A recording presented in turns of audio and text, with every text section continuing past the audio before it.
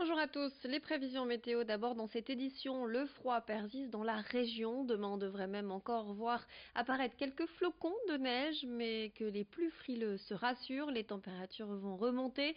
8 degrés prévus samedi avec un beau soleil. Pour la météo de la semaine prochaine, retrouvez vos prévisions complètes en fin d'édition.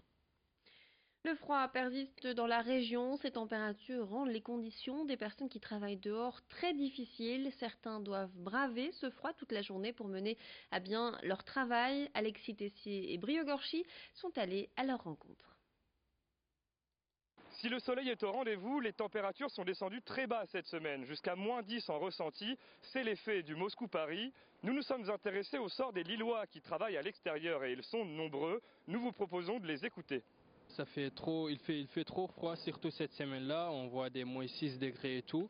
Donc là, on vient avec nos gants. Tu vois, moi j'ai doublé mes gants et puis on a tous les matériels nécessaires. Mais avec tous les matériels, ça ne va pas quoi. Il fait trop froid. Donc là, on essaie de faire avec. Parfois, on a des livraisons de 3 kilomètres. Donc là, on essaie de pédaler. À un moment donné, tu ne peux plus sentir tes pieds. Même le vent, ça rentre à l'intérieur et puis on respire l'air.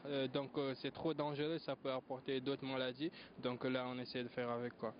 On se couvre, on porte plusieurs couches de vêtements. Voilà, on fait comme on peut. Alors j'ai 2 pantalons, deux t-shirts à longue manche, un pull, une veste polaire, une veste normale et mon manteau de pluie là. Bon, tout qui est mortier, béton, on ne peut pas utiliser parce qu'il fait froid. Il gèle à -9, comme ce matin il a fait -9. On ne peut pas l'utiliser. C'est parce que le matériau il gonfle par rapport à la température et ça peut dégonfler et on peut avoir des dégâts. Je vais poser des bordures, je peux pas parce qu'on ne peut pas utiliser le béton. Faire les joints des bordures, je ne peux pas non plus parce qu'on ne peut pas utiliser le mortier. Pavage, tout qui est pavage non plus, ça fait qu'on est un peu en retard. Ouais. Un couple de Sizouins retrouvé mort hier soir suite à l'incendie de leur maison. Le feu s'est déclaré vers 20h30 et s'est rapidement propagé.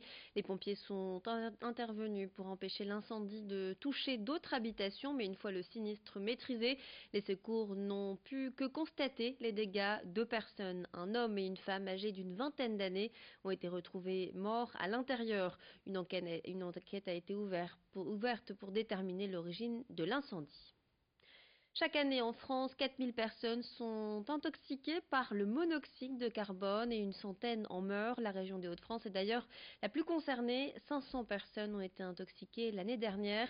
Le monoxyde de carbone est un gaz imperceptible et asphyxiant produit par nos appareils de cuisson et de chauffage qui ne fonctionnent pas bien.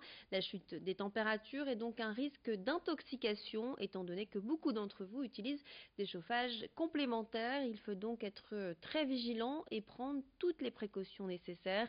L'Association pour la prévention de la pollution atmosphérique informe et sensibilise sur ces dangers. Je vous propose d'écouter tout de suite Aurore Warnett, la responsable communication de l'association, au micro de Joël Warneau.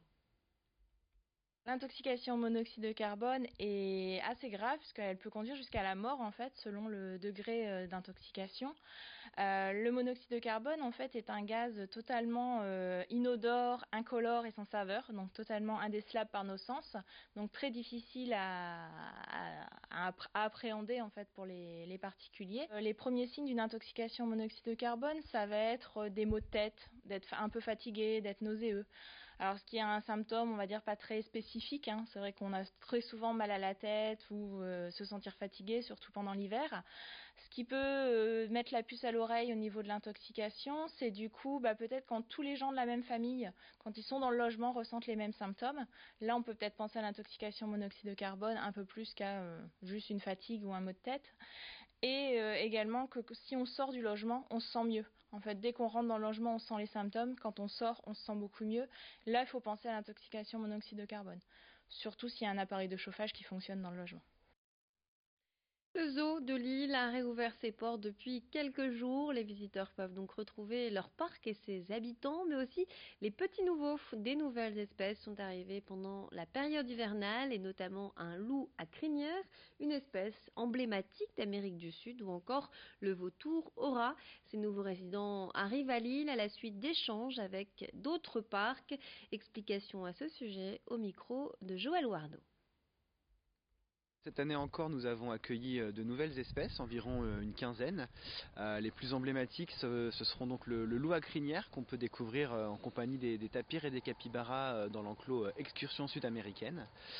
Donc le loup à crinière qui est un canidé assez atypique entre le renard à échasse et le loup, donc très haut sur pattes, 90 cm au garrot, un animal omnivore voilà, qui cohabite pour l'instant très bien avec nos tapirs. Ensuite, en autre nouveauté assez remarquable, on a accueilli de nouveaux reptiles dans le secteur voyage exotique qui a été entièrement rénové. Donc on présente un gros mâle iguane vert, on présente un caméléon casqué aussi du Yémen. Et ensuite dans les autres nouveautés un peu à plumes, on aura comme ici autour de nous les vautours au rat, qui sont donc deux oiseaux charognards d'assez grande envergure qu'on a introduits dans l'enclos sous les tropiques avec tous nos ibis, nos sternincas, nos hérons garde-bœufs. Enfin voilà, on a une belle mixité d'une dizaine d'espèces dans cette volière sous les tropiques où les gens donc rentrent avec les animaux. Et puisque je parlais d'ibis, on a une nouvelle espèce d'ibis aussi qui est arrivée, donc l'ibis à face noire. Et outre celle dont je parle là, vous en avez une dizaine d'autres qui sont disséminées un peu partout dans le parc, dans les différents secteurs du zoo. Le réaménagement du quai du Vau, réalisé en 2004, a séduit de nombreux jeunes. En été, beaucoup de jeunes s'installent sur l'herbe autour du plan d'eau. Des rassemblements qui ne plaisent pas à certains riverains qui se plaignent du bruit. L'été dernier, 300 jeunes se sont réunis à cet endroit lors d'une soirée. Les riverains ont donc interpellé la mairie qui les a entendus. L'herbe va être remplacée par des plantes pour empêcher les fêtards d'y accéder. La plantation des arbustes a démarré mais a dû être stoppée à cause du gel. Vincent Villard a rencontré le président du conseil de quartier du Vieux-Lille à ce sujet. La réflexion va continuer pour faire vivre cet espace, mais pas uniquement une mise à disposition des jeunes qui veulent faire la fête. Une autre réflexion est en cours également, pourquoi pas aménager un espace à proximité pour que les jeunes puissent faire la fête lorsque les beaux jours arrivent et qu'ils sont un peu plus longs. On pense en particulier au parking de la Citadelle qui leur permettrait de faire cela sans créer de nuisance pour les riverains. C'est une idée qu'il faut que nous creusions avec les riverains, mais également avec les services de la ville, en particulier l'élu délégué à la jeunesse et aux étudiants, pour qu'on puisse y trouver cet espace, pourquoi pas y organiser des temps festifs durant l'été. Voilà, et vous pouvez retrouver l'ensemble de ces reportages sur notre page Facebook. C'est la fin de notre édition. Tout de suite, vos prévisions météo.